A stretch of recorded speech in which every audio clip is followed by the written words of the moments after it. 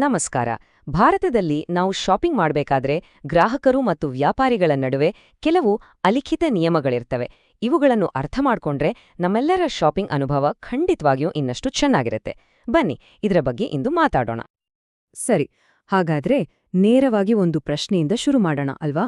ನಾವು ಆನ್ಲೈನ್ನಲ್ಲಿ ಏನಾದ್ರೂ ಆರ್ಡರ್ ಮಾಡ್ಲಿ ಅಥವಾ ಅಂಗಡಿಗೆ ಹೋಗಿ ಸಾಮಾನು ತರ್ಲಿ, ಎಲ್ರಿಗೂ ಅನ್ವಯವಾಗುವ ಹಾಗೆ ಒಂದೇ ಒಂದು ನಿಯಮಗಳ ಪಟ್ಟಿ ಅಂತೇನಾದ್ರೂ ಇದೆಯಾ? ಈ ಪ್ರಶ್ನೆ ವ್ಯಾಪಾರಿಗಳು ಮತ್ತು ಗ್ರಾಹಕರಿಬ್ಬರಿಗೂ ತುಂಬನೇ ಮುಖ್ಯ. ಹಾಗಾದ್ರೆ ಉತ್ತರ ಏನು? ನೋಡಿ, ಉತ್ತರ ಅಷ್ಟು ಸರಳವಾಗಿಲ್ಲ. ಯಾಕೆಂದ್ರೆ ಇದಕ್ಕೊಂದು ನಿರ್ದಿಷ್ಟವಾದ ರೂಲ್ ಬುಕ್ ಅಂತ ಇಲ್ಲ. ಬದಲಿಗೆ ಇದೊಂದು ವ್ಯವಸ್ಥೆ, ಹಲವು ಹಂತಗಳಿರೋ ಒಂದು ಸರಳ ಮತ್ತು ಶಕ್ತಿಯುತ ಐಡಿಯಾ ಮೇಲೆ ನಿಂತಿರೋ ವ್ಯವಸ್ಥೆ. ಆ ವ್ಯವಸ್ಥೆ ಹೇಗಿದೆ ಅಂತ ಈಗ ನೋಡೋಣ ಬನ್ನಿ. ಮೊದಲಿಗೆ ನಾವು ಅಡಿಪಾಯದಿಂದ ಶುರು ಮಾಡೋಣ. ನಾವು ಆನ್ಲೈನ್ನಲ್ಲಿ ಬಟ್ಟ ತಗೊಳ್ಳಿ, ಅಂಗಡಿಯಲ್ಲಿ ದಿನಸಿ ತರಲಿ ಅಥವಾ ಬೇರೆ ಯಾವುದೇ ಸೇವೆ ಪಡಿಲಿ, ಎಲ್ಲದಕ್ಕೂ ಅನ್ವಯವಾಗುವ ಕೆಲವು ಸಾಮಾನ್ಯ ನಿಯಮಗಳಿರ್ತವೆ. ಅವುಗಳು ಯಾವುವು ಅಂತ ನೋಡೋಣ. ಈ 6 ತತ್ವಗಳು ಯಾವುದೇ ವ್ಯವಹಾರಕ್ಕೆ ಆಧಾರ ಸ್ತಂಭ ಇದ್ದಾಗೆ. ಉದಾಹರಣೆಗೆ, ಮೊದಲನೆಯದು ಅವಶ್ಯಕತೆಯ ಸ್ಪಷ್ಟತೆ. ನಮಗೆ ಏನು ಬೇಕು, ಯಾವ ಬಣ್ಣ, ಯಾವ ಸೈಜ್ ಅಂತ ನಾವು ಸ್ಪಷ್ಟವಾಗಿ ಹೇಳಿದ್ರೆ ಸುಮ್ನೆ ಸಮಯ ಹಾಳಾಗೋದು ತಪ್ಪುತ್ತೆ. ಹಾಗೆಯೇ 3ನೇ ಪಾಯಿಂಟ್ ನೋಡಿ, ನಿಖರವಾದ ಮಾಹಿತಿ. ಯೋಚನೆ ಮಾಡಿ, ಆನ್ಲೈನ್ನಲ್ಲಿ ಏನೋ ಆರ್ಡರ್ ಮಾಡಿರ್ತೀವಿ, ಅಡ್ರೆಸ್ ಅಥವಾ ಫೋನ್ ನಂಬರ್ ಒಂಚೂರು ತಪ್ಪಾದ್ರೂ ಸಾಕು, ಎಷ್ಟು ತಲೆನೋವು ಅಲ್ವಾ? ಈ ನಿಯಮಗಳು ವ್ಯವಹಾರವನ್ನು ಸುಲಭ ಮತ್ತು ನ್ಯಾಯಸಮ್ಮತವಾಗಿಸುತ್ತವೆ. ಹಾಗಾದ್ರೆ ಈ ಸಾಮಾನ್ಯ ನಿಯಮಗಳೇ ಸಾಕಲ್ವಾ? ಯಾಕೆ ಇನ್ನೂ ಬೇರೆ ನಿಯಮಗಳು ಬೇಕು? ಯಾಕಂದ್ರೆ ಪ್ರತಿಯೊಂದು ಉದ್ಯಮವೂ ವಿಭಿನ್ನ. ಒಂದು ರೂಲ್ ಎಲ್ಲಾ ಕಡೆನೂ ಅಪ್ಲೈ ಆಗಲ್ಲ. ಅದು ಯಾಕೆ ಅಂತ ಈಗ ಅರ್ಥ ಮಾಡ್ಕೊಳ್ಳೋಣ.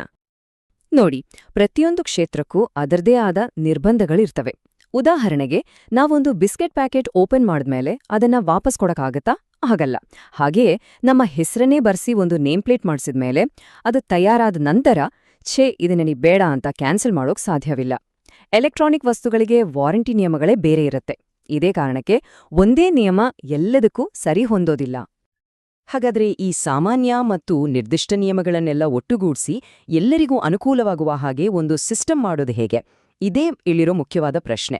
ಇದಕ್ಕೆ ಉತ್ತರ ಒಂದು ವ್ಯವಸ್ಥಿತ ಚೌಕಟ್ಟು. ಗ್ರಾಹಕರ ಕಡೆಯಿಂದ ನೋಡೋದಾದ್ರೆ ಈ 3 ಹಂತಗಳನ್ನು ಪಾಲಿಸಿದ್ರೆ ಖರೀದಿ ಪ್ರಕ್ರಿಯೆ ತುಂಬಾನೇ ಸುಲಭವಾಗುತ್ತೆ. ಮೊದಲನೇದು, ಏನಾದರೂ ತಗೊಳ್ಳೋ ಮುಂಚೆ ಮಾರಾಟಗಾರರ ಬಗ್ಗೆ ಸ್ವಲ್ಪ ತಿಳಿದುಕೊಳ್ಳೋದು, ಅವರ ಪಾಲಿಸಿಗಳನ್ನ ಓದೋದು. ಎರಡನೇದು, ಖರೀದಿಸುವಾಗ ಸರಿಯಾದ ರೀತಿಯಲ್ಲಿ ಪೇ ಮಾಡಿ ಆರ್ಡರ್ ಡೀಟೇಲ್ಸನ್ನ ಮತ್ತೊಮ್ಮೆ ಚೆಕ್ ಮಾಡೋದು. ಇನ್ನು ಕೊನೆಯದಾಗಿ, ವಸ್ತು ಕೈಗೆ ಬಂದ ಮೇಲೆ ಅದನ್ನ ಸರಿಯಾಗಿ ಬಳಸೋದು ಮತ್ತು ಏನಾದ್ರೂ ಸಮಸ್ಯೆ ಇದ್ರೆ ಸರಿಯಾದ ಸಮಯಕ್ಕೆ ತಿಳಿಸೋದು. ಇದು ಗ್ರಾಹಕರ ಕಡೆಯಿಂದ ಆಯಿತು. ಇನ್ನು ವ್ಯಾಪಾರ ಮಾಡುವವರ ಕಡೆಯಿಂದಲೂ ಕೂಡ ಇದೇ ರೀತಿ 3 ಸ್ಪಷ್ಟ ಹಂತಗಳಿವೆ. ಅವರು ತಮ್ಮ ನಿಯಮಗಳನ್ನ 3 ಲೇಯರ್ಗಳಲ್ಲಿ ರೂಪಿಸ್ಕೊಂಡಿರ್ತಾರೆ. ಇದು ಹೇಗೆ ಒಂದು ಗಟ್ಟಿಯಾದ ವ್ಯವಸ್ಥೆಯನ್ನ ಕಟ್ಟುತ್ತೆ ಅಂತ ನೋಡೋಣ. ಮೊದಲನೇ ಲೇಯರಲ್ಲಿ ಎಲ್ಲಾ ವಸ್ತುಗಳಿಗೂ ಅನ್ವಯವಾಗುವ ಬೇಸಿಕ್ ರೂಲ್ಸ್ ಇರುತ್ತೆ. ಎರಡನೇ ಲೇಯರಲ್ಲಿ ಮೆಟಲ್ ವಸ್ತುಗಳಿಗೆ, ಮರದ ವಸ್ತುಗಳಿಗೆ ಅಂತ ಕ್ಯಾಟಗರಿ ಪ್ರಕಾರ ರೂಲ್ಸ್ ಇರುತ್ತೆ. ಕೊನೆಗೆ 3ನೇ ಲೇಯರಲ್ಲಿ ಯಾರೋ ಒಬ್ರಿಗೋಸ್ಕರನೇ ವಿಶೇಷವಾಗಿ ತಯಾರಿಸಿದ ವಸ್ತುವಿಗೆ ಅದಕ್ಕೆ ಮಾತ್ರ ಅನ್ವಯವಾಗೋ ಸ್ಪೆಸಿಫಿಕ್ ರೂಲ್ಸ್ ಇರುತ್ತೆ. ಇಲ್ಲಿ ನೋಡಿ, ಗ್ರಾಹಕರ ಮತ್ತು ವ್ಯಾಪಾರಿಯ ದೃಷ್ಟಿಕೋನಗಳು ಒಂದೇ ಸಿಸ್ಟಮ್ ಒಳಗೆ ಹೇಗೆ ಹೊಂದಿಕೊಳ್ಳುತ್ತೆ ಅಂತ. ಈ ರೀತಿ ನಿರೀಕ್ಷೆಗಳು ಸ್ಪಷ್ಟವಾಗಿದ್ದಾಗ ಈ ವ್ಯವಸ್ಥೆ ಗ್ರಾಹಕ ಮತ್ತು ವ್ಯಾಪಾರಿ ಇಬ್ರಿಗೂ ಅನುಕೂಲ ಮಾಡಿಕೊಡುತ್ತೆ, ಗೊಂದಲಗಳನ್ನ ಕಡಿಮೆ ಮಾಡುತ್ತೆ. ಹಾಗಾದ್ರೆ ಈ ರೀತಿ ಸ್ಪಷ್ಟವಾದ ಹಲವು ಲೇಯರ್ಗಳಿರೋ ಒಂದು ಫ್ರೇಮ್ವರ್ಕ್ ಇರೋದು ನಿಜವಾಗ್ಲೂ ಯಾಕೆ ಅಷ್ಟು ಮುಖ್ಯ? ಇದರಿಂದ ಆಗೋ ಲಾಭವಾದ್ರೂ ಏನೋ? ನೋಡಿ, ನಿಯಮಗಳು ಕ್ಲಿಯರ್ ಆಗಿದ್ದಾಗ ಜಗಳಗಳು, ವಿವಾದಗಳು ತುಂಬಾನೇ ಕಡಿಮೆ ಆಗುತ್ತೆ. ಇದ್ರಿಂದ ವ್ಯಾಪಾರದ ದಕ್ಷತೆ ಹೆಚ್ಚಾಗುತ್ತೆ. ಎಲ್ಲಕ್ಕಿಂತ ಮುಖ್ಯವಾಗಿ ಗ್ರಾಹಕರಲ್ಲಿ ನಂಬಿಕೆ ಬೆಳೆಯುತ್ತೆ. ಇದೇ ಅಲ್ವಾ ಒಂದು ಒಳ್ಳೆ ವ್ಯಾಪಾರದ ಅಡಿಪಾಯ? ಹಾಗಾದ್ರೆ ಕೊನೆಗೊಂದು ಪ್ರಶ್ನೆ. ಈ ರೀತಿ ಎಲ್ಲಾ ನಿಯಮಗಳು ಸ್ಫಟಿಕದ ಹಾಗೆ ಸ್ಪಷ್ಟವಾಗಿದ್ದಾಗ ಹೆಚ್ಚು ಲಾಭ ಆಗೋದು ಗ್ರಾಹಕರಿಗಾ ಅಥವಾ ವ್ಯಾಪಾರಕ್ಕಾ? ಅಥವಾ ಇದ್ರಲ್ಲಿ ಸೋಲು ಗೆಲುವು ಅನ್ನೋದೇ ಇಲ್ವಾ? ಇಬ್ರಿಗೂ ಒಳ್ಳೆದಾಗತ್ತಾ? ಇದ್ರ ಬಗ್ಗೆ ಒಮ್ಮೆ ಯೋಚನೆ ಮಾಡಿ.